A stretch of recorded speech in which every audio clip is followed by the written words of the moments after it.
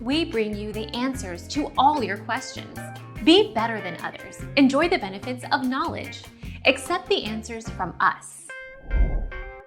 Since ARC was introduced in 2009, it has become a very common standard, and you'll find it on virtually all TVs, soundbars and receivers sold in recent years.